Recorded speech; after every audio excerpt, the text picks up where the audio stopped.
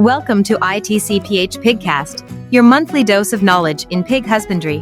Don't forget to hit the subscribe, like, and follow buttons so you'll never miss our program. Now, let's dive right into today's episode. Hello mga kapigi! Ako si Ate Kim at para sa episode 1 ng ating Pigcast ay pag-uusapan natin ang mga basic terms na ginagamit ng mga magbababoy. Marahil ay pinakakilala na ninyo ang terms na pig at piglet. Pero ano-ano pa nga ba ang dapat nating malaman? Siyempre, mayroon tayong babae at lalaking baboy. Sa mga babaeng baboy, mayroon tayong tinatawag na dumalaga o gilt kung Ingles. Ito ay mga baboy na nasa 8 months old. Basically, pag sinabi nating gilt, ito ay hindi pa nalalahian sa artipisyal o natural na pamamaraan. Ibig sabihin, ang babaeng baboy na nalahian na sa artipisyal o natural na pamamaraan ay maaari na nating matawag na inahin o sow kahit hindi pa ito nabubuntis. Punta naman tayo sa mga lalaki na baboy. Nahahati ito sa dalawa. Mayroon tayong castrates at uncastrated. Ang castrates ay mga biik na tinanggalan ng testicles. Ito ay pinalalaki upang gawing patabaing baboy. Samantala, ang mga uncastrated naman ay pinalalaki upang gawing barako o boar. Ito yung mga kapartner ng ating mga inahin o sow. So, sa pamilya ng baboy, boar equals tatay at sow equals nanay. Gaano naman kadalas manganak ang mga inahing baboy o sow? Ang panganganak ng baboy ay tinatawag nating farrowing.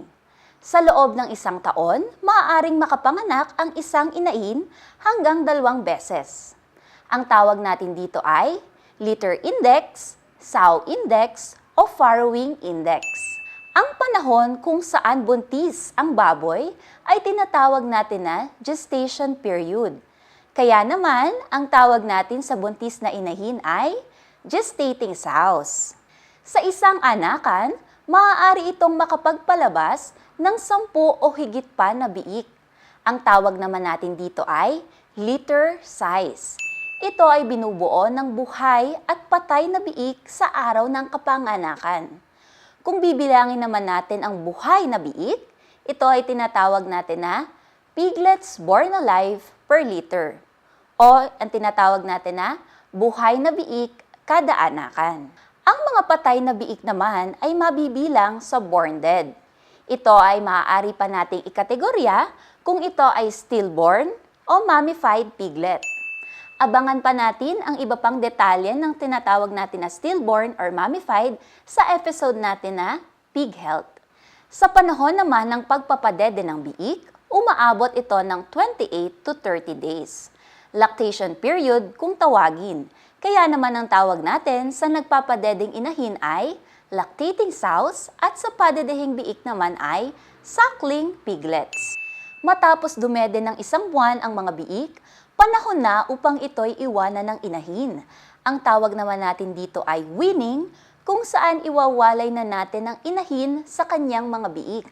Sa panahong ito, ang tawag natin sa mga biik ay weaned piglets o weaners. Samantala, ang winalay naman natin na inahin ay nasa panahon ng dry period.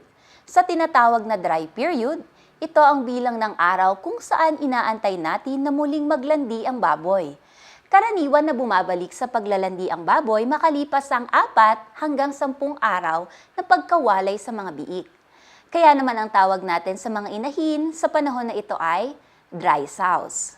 Paano kung hindi bumalik sa paglalandi ang baboy sa loob ng 4 hanggang 10 araw? Dito na pumapasok ang tinatawag na lost days o non-productive days. Balik tayo sa ating mga weaners o yung ating 1-month-old piglets.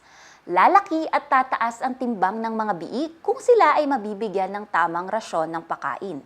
Matapos ang 1 pang buwan mula pagkawalay, ang tawag naman natin sa mga ito ay starters o yung ating 2-month-old piglets.